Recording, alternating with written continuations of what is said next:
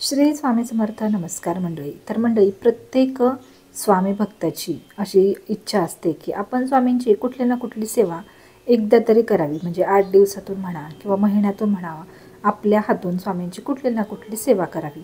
आता रोजच्या कामाच्या घाई गडबडीमध्ये बऱ्याच जणांचे ऑफिस असतात, सकाळी लवकर जाणं, संध्याकाळी उशिरा येणं, आणि त्यामुळे त्यांना स्वामींची सेवा करायला मिळत नाही. पण आतून कुठेतरी खूप अशी इच्छा असते की कुठली ना कुठली स्वामी सेवा आपल्याला करायचीच आहे. तर अशा लोकांसाठी आज मी एक सोपी सेवा सांगणार आहे.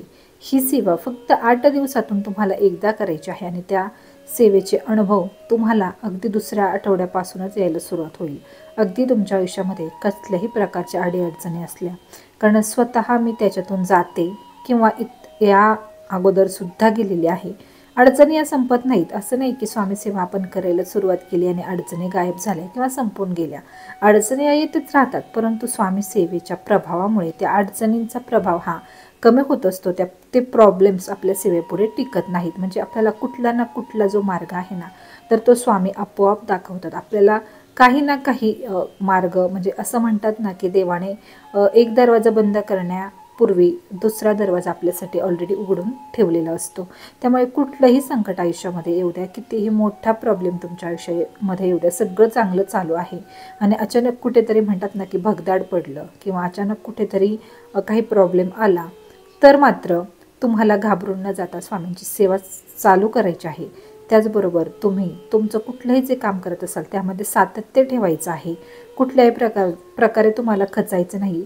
लक्षात ठेवा, आपल्या प्रयत्नांना एक ना एक दिवस नक्कीच यश हे मिळत असतं. आता हा अनुभव मी मागच्याच आठवड्यात घेतलेला आहे.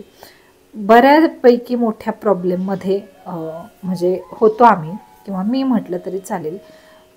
पण मी माझ्या सहज मनात आलं की खूप दिवस झाले मी स्वामींची कुठलीही सेवा केली नाही. फक्त स्वामींशी बोलणं माझं व्हायचं. म्हणजे माझं स्वामींशी बोलणं शक्यतो कधीच टळत नाही. सकाळी म्हणा, संध्याकाळी म्हणा, जेव्हा मी माझ्या घरामध्ये एकटी असते तेव्हा मी स्वामींसमोर बसून 5 मिनटं तरी स्वामींशी बोलते.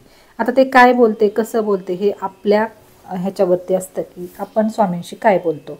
आता कधी जर खूप आपण आनंदी असू तर खूप छान गप्पा स्वामींशी मारायच्या. कधीतरी प्रॉब्लेममध्ये असू तर स्वामींना सांगायचं की यातून मला बाहेर काढा आणि काहीतरी मार्ग मला यातून बाहेर निघण्यासाठी दाखवा.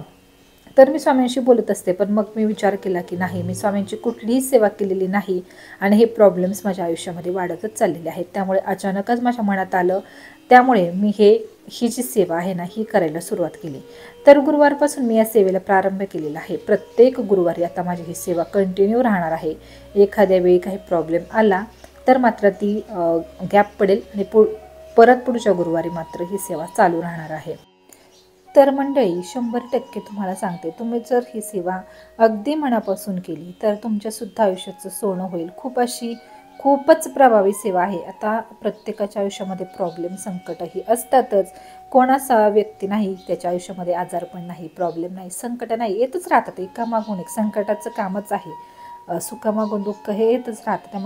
त्यामुळे आपण कधीही खचायचं नाही आणि आपली जी स्वामी सेवा आहे ही अखंडितपणे चालू ठेवायची. तर आता मी पुन्हा एकदा स्वामी समर्थ महाराजांचं प्रत्येक गुरुवारी 1 दिवसीय स्वामीचरित्र सारामृताचं पारायण सुरू केलेलं आहे. आणि या पारायणाचे खूप भक्तांना खूप छान छान अनुभव आलेले आहेत. अगदी मलासुद्धा जेव्हापासून पहिलं पारायण आमच्या घरामध्ये झालं तेव्हापासूनच खूप छान असे रिझल्ट त्याचे मिळाले. खूप छान अनुभव आला. आणि तुम्हाला सांगायचं म्हणजे अतिशयोक्ती वाटेल ज्यांचा स्वामींवरती विश्वास नाही त्यांना, पण जेव्हापासून आपण हे पारायण आपल्या घरामध्ये, आता नामस्मरण चालू असतं, स्वामींचा फोटोसुद्धा प्रत्येकाच्या घरामध्ये असतो, तरीसुद्धा आपल्याला अनुभव येत नाही किंवा असं वाटत नाही की स्वामी पाठीशी आहेत. बऱ्याच जणांचे तुम्ही अनुभव पहा. बरेच जण असे भक्त, मलासुद्धा बरेचसे माझे फ्रेंड्स असे बोलतात की स्वामींचा फोटो आहे घरात, पण इतकं काही असं मला स्वामींविषयी काही वाटत नाही, किंवा मग इतकं असं वाटत नाही स्वामींविषयी ओढ म्हणा, किंवा स्वामींचं जास्त त्यांना काहीच वाटत नाही. पण एकदा का आपल्या घरामध्ये स्वामीचरित्र सारामृताचं पहिलं पारायण झालं की त्यानंतर आपल्याला स्वामींचं असं वेळ लागतं. म्हणजे त्या पारायणामध्ये काय जादू आहे, काय आहे हे स्वामींनाच माहिती. परंतु ते पारायण आहे ना, ते आपल्याला अक्षरशः स्वामींची आणि अक्कलकोटची ओढ लावतं. असं हे पारायण आहे. आणि कुठे जे आपले प्रॉब्लेम्स असतात ना, कुठे पळून जातात. ते पारायण करण्याच्या नादात आपल्याला समजतसुद्धा नाही. त्या पारायणाच्या वाचनाने जे आपले पाप असतात, काही वाईट कर्म आपल्या हातून चुकून झालेली असतील तर ती सुद्धा पूर्णपणे नष्ट होतात. फक्त त्या स्वामीचरित्र सारामृताच्या श्रवणाने सुद्धा आपली पापही धुतले जातात. कारण नकळतपणे आपण कोणाला ना कोणाला दुखवत असतो.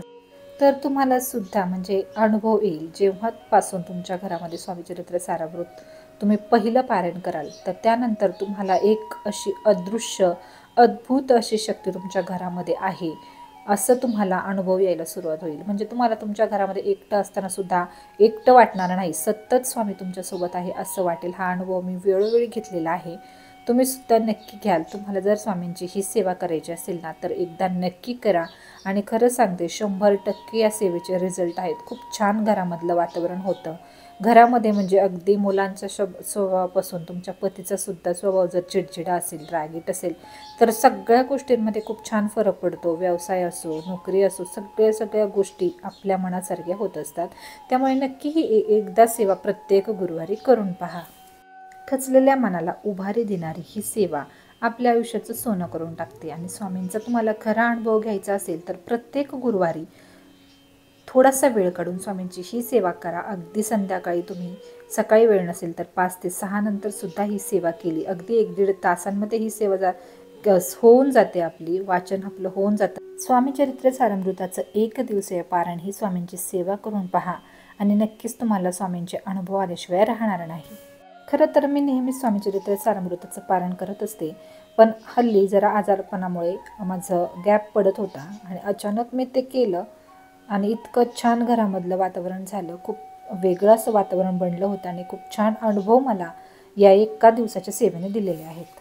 जर तुम्हाला स्वामींचा कुठलाही अनुभव आजपर्यंत आलेला नसेल तर गुरुवारपासूनच सुरुवात करा. प्रत्येक गुरुवारी स्वामीचरित्र सारामृताचं 1 दिवसीय पारायण करायला सुरुवात करा. आणि खरं सांगते तुम्हाला 100% गॅरंटी देऊन सांगते, खूप छान स्वामींचे अनुभव आपल्याला येतात.